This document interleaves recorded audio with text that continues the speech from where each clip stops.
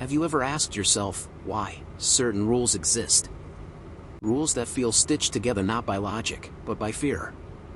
Like, don't whistle after dark. Or, never look into a mirror at midnight. They sound like folklore, don't they?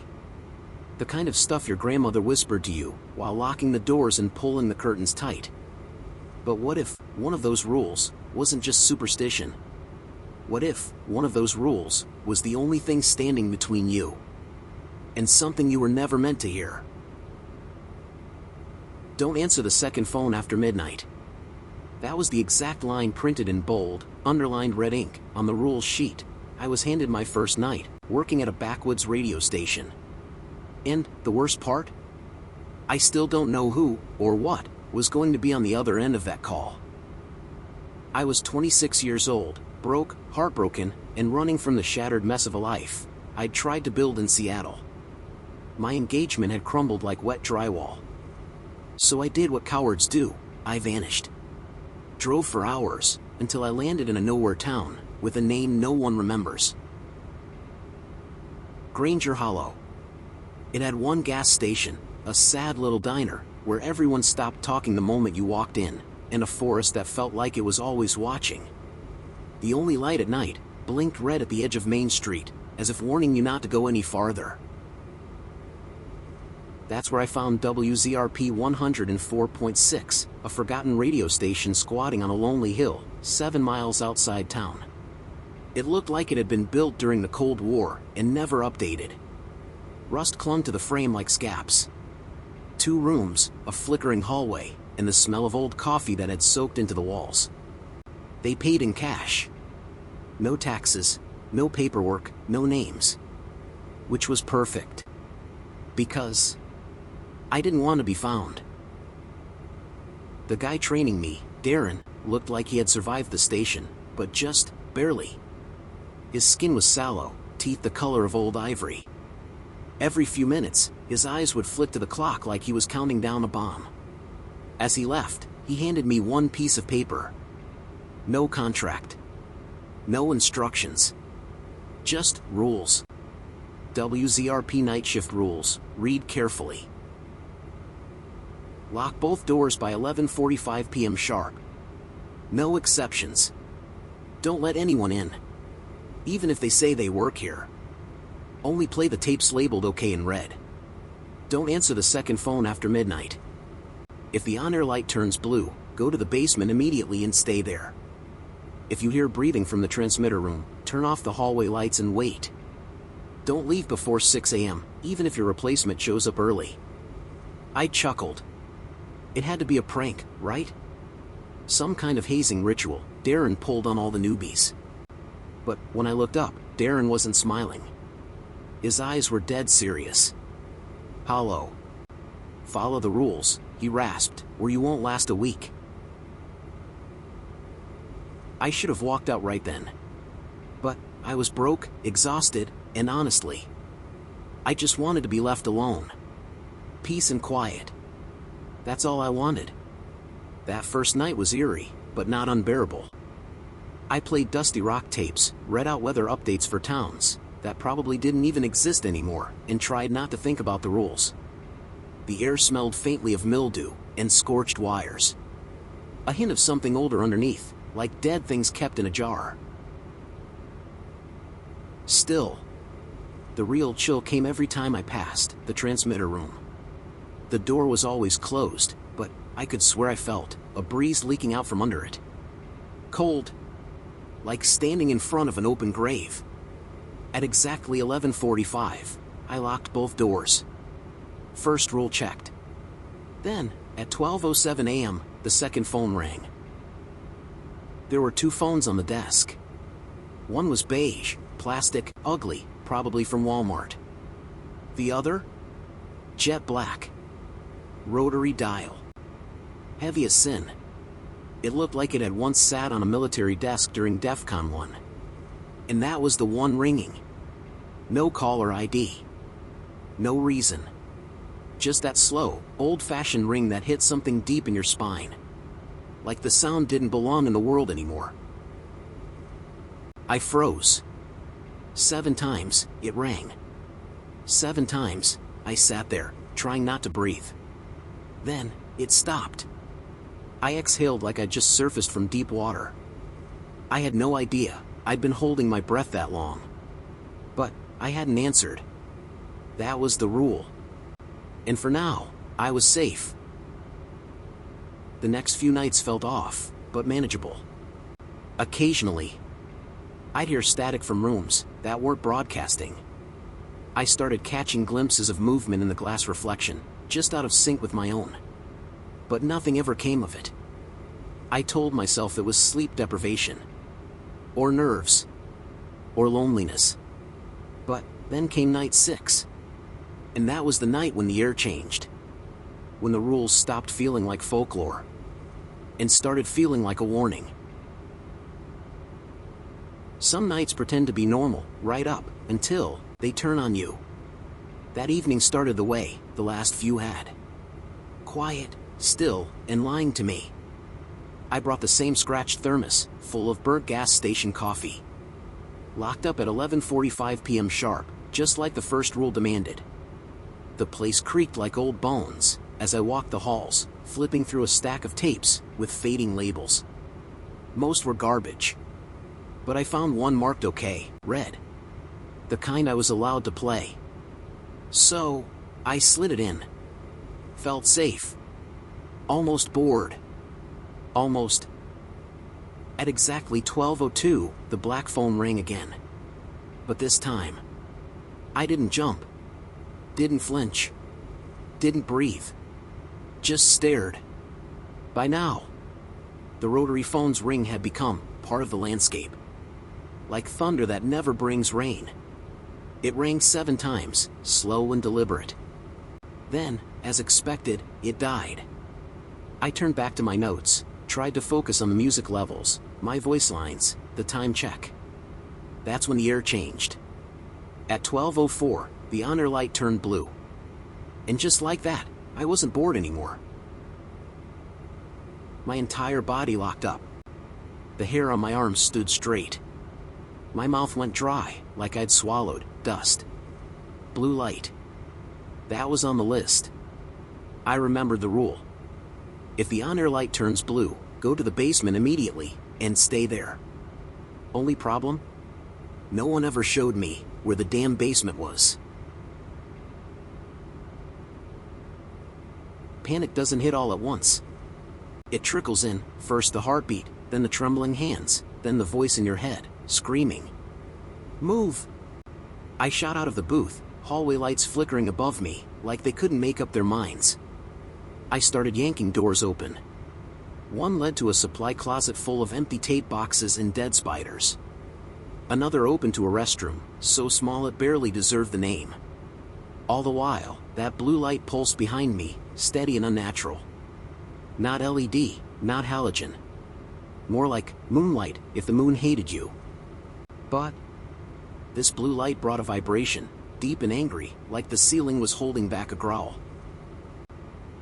Then I found it. Tucked in the back of the break room, behind a half-collapsed tower of audio gear, or rug, faded and stained. Beneath it, a square hatch, old and iron, edges rusted like they'd been weeping blood. I yanked it open. The hinges screamed. Did I hesitate? Not for a second. The ladder led straight down into a tight shaft. The cold clung to me immediately, not the kind of cold you escape with a jacket. The kind that gets inside you. I climbed down anyway, rung after rung, until the hatch above became a square of flickering light, then vanished as I shut it behind me. And then, the smell hit. Damp earth. Rusted metal. Wet fur. And beneath it all, something sweet. Something rotten. The basement wasn't big. Just a single square of concrete, with a low ceiling, like the building itself was pressing down to keep something contained. There was a cot in one corner, a filing cabinet long since rusted shut, and a radio, humming softly with static, like it was breathing in and out. I stood there, frozen, watching the shadows twitch. Then, after a few minutes, the blue light above clicked off. Suddenly, The vibration was gone. Not stopped. Gone. Like it had never been there at all. But I didn't climb up. Not yet. I waited. 5 minutes. 10. The static buzzed like it was whispering something just beneath human hearing. Only when my knees started to lock did I finally climb back up the ladder, one cautious rung at a time. The booth looked the same. At first. But then I saw it. The tape I'd been playing was shredded. Not chewed. Not worn. Torn. Unspooled like someone had tried to rip it apart with their bare hands, or claws. And then, I saw the desk. 3 deep gouges, parallel, 6 inches long, carved into the wood, right next to the mic. Like something had tried to reach through, or out. I checked the security cameras, my fingers trembling on the keys. Nothing. Every feed showed stillness. Empty hallways. Silent doors. But that was the thing, the footage never showed what happened. It only showed what was left behind. I went home that morning and lay in bed without sleeping, staring up at the ceiling as if it could give me answers. But it just stared back. There's a moment in every nightmare when you realize it's not going to end. Not this time. Not when you wake up. Not when the sun rises. That moment hit me around 2:17 a.m., during what I thought would be a quiet shift. Everything had been silent. Still. Like the station itself was asleep. But then, the hallway lights flickered once, then died. Just like that, I was surrounded by shadows. The air thinned. My pulse quickened. I remembered one of the rules. If you hear breathing from the transmitter room, turn off the hallway lights and wait. Only, the lights were already off. And, what I heard wasn't breathing. It was whispering. Dozens of voices, overlapping, broken, and layered, like someone had taken 5 radio signals, and tangled them together. Some voices were slow, almost crooning. Others were fast, like they were trying to warn me before something caught up. But I couldn't make out a single word. Not one. I stayed frozen in my chair. Muscles locked. Eyes wide. Trying not to blink too loud. The whispers swirled around the walls. And then, a scratch. From outside the booth. Just a single, slow scrape. Like a fingernail, dragging across the glass. I turned to the sound, heart trying to pound through my ribs. The booth lights were off. The studio beyond the glass looked like a tomb. I flipped the lights on. Nothing. No one. Just empty hallway, peeling paint, and darkness that felt thicker than it should. But, then I looked again. Smudges. On the outside of the glass. 5 of them. Finger marks. Small. Too small. Like a child's hand. But I was alone. At least, I thought I was. I finished that shift with a knife across my lap, and my back to the wall. Night 8. I arrived early, hoping to catch Darren. Hoping maybe I could ask what the hell I had gotten into. But Darren wasn't there. Instead, there was someone else. Sitting on the steps in front of the station, like she'd been waiting for me. A woman. Mid-30s. Pale. Stringy black hair, hoodie zipped all the way up to her chin. No car. No bag. Nothing. Just sitting there. She looked up. "Are you the night guy?" Her voice was flat. Like someone who had seen too much to be surprised anymore. I didn't answer. She stood. Her eyes were wrong. Not white. Just black, full pupils, swallowing up every bit of light around them. "I used to work here," she said. "Before they changed the rules." That line hit like a punch. She took a step toward me. I instinctively backed up, toward my car, keys gripped tight in my fist. "You shouldn't be here after tonight," she said, voice soft, like she was warning me from a burning building. "They're getting stronger." "Who?" I asked, my voice barely holding together. She didn't answer. Just turned and walked into the woods. No flashlight. No trail. Just vanished between the trees, like she'd never been there. I waited 5 minutes, eyes locked on that tree line. She never came back out. That night, the black phone didn't ring. But at 3:06 a.m., the other phone did. The beige one. Cheap, modern, harmless looking. I stared at it. Technically, the rules never said I couldn't answer that one. So, I did. Static. Just for a moment. Then, a voice whispered close. Like it was behind me, not through the line. You're not following them. Click. The line went dead.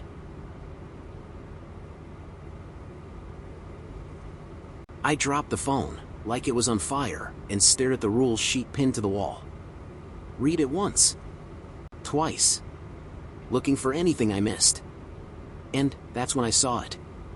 At the very bottom of the page, in tiny, faded print. Almost invisible. Every time you survive the blue light, a new rule is added.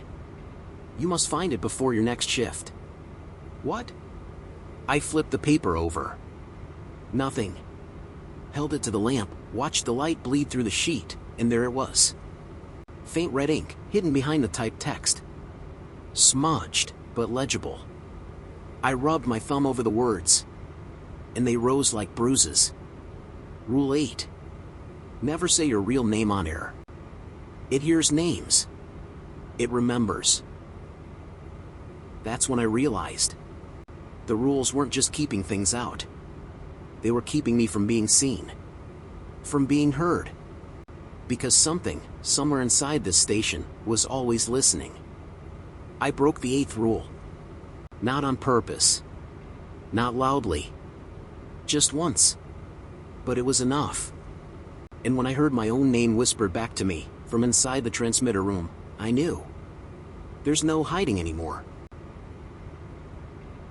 So, I must ask you. Have you ever felt the world tilt, not with motion, but with meaning? Like everything around you is suddenly wrong, and the air itself knows your name. I walked into the station that night with shaking hands, and eyes red from another night without sleep. But it wasn't exhaustion gnawing at me. It was fear. Raw, creeping, marrow-deep fear. Because I'd seen the hidden rule. Never say your real name on air. And I had. Every single night. Hey, this is Nate. You're listening to WZRP 104.6. God. Help me, I'd fed it. At 12 a.m. sharp, the black phone rang. Same as always. That ancient rotary buzz, slow and deliberate like a countdown. I didn't answer. I couldn't. Instead, I walked to the break room, pried back the dusty rug, and opened the hatch. The basement. I had to know what was really down there. What I'd been hiding from all this time. But when I lifted the hatch, something was different. The cot was gone. In its place, carved into the concrete, like something had burst up from beneath it, was a hole. Not man-made, not natural. Torn, clawed, violent. The jagged edges of the cement curled upward like it had melted and ripped at the same time. And the dirt around it was scattered, not from something coming in, but from something getting out. I stepped back, slow and shaking. Then the radio hissed. Loud, sharp, alive. And then, I heard my own voice. Hey, this is Nate. You're listening to WZRP 104.6, the pulse of nowhere, keeping you company through the long, cold night. My exact words. From night 1. But I hadn't hit play. The tape deck was off. I ran, sprinted. Back to the booth, adrenaline cutting through the fog in my brain. The red, on-air, light was glowing. Normal, calm, lying. I reached for the mic switch to cut the feed. And that's when it changed. The light turned blue. Everything stopped. No static, no hum, no music. Just dead air. And then, breathing. Heavy, wet, uneven. But it wasn't coming from the transmitter room this time. It was inside the booth. With me. Behind me. I turned. Slow. And in the far corner, just past where the shadows met the wall, was something standing. Tall. Thin. Barely there, like heat distortion wearing skin. It had no face. But its mouth opened. And inside that mouth were my own teeth. I bolted. Out the door. Down the hall. Past the transmitter room. Past walls still scarred from claw marks. The building groaned around me. The shadows felt heavier. Like they were watching me. I didn't stop. Didn't close the hatch. Didn't climb down. I jumped. Straight into the basement. The air was colder than before. Colder than death. The blue light above pulsed through the cracks like it was bleeding. Then, a thud. Above me. Then another. Something had followed me. It didn't care about the rules anymore. It had been invited. And then, in that pitch-black basement, my back against the wall, lungs burning, I remembered something. A whisper. Barely more than a mumble.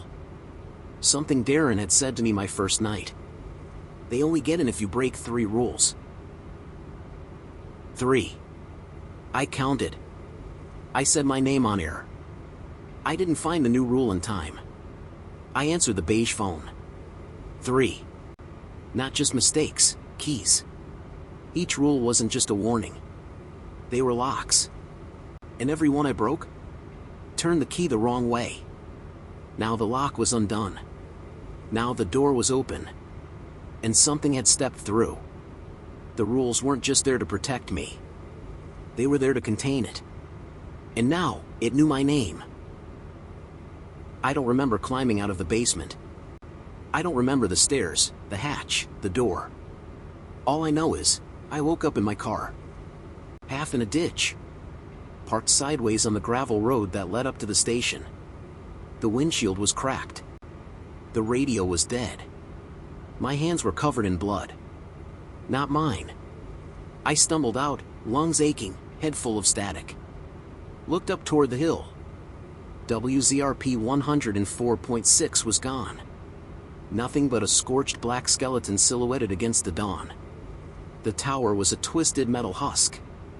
The booth, the hallway, the transmitter room, all burned to the ground. But I didn't have a single burn on me. Not even soot. And no one in town said a word about it. I walked into the diner that morning like a man returning from war. The bell above the door jingled like normal. The waitress looked up. Didn't flinch.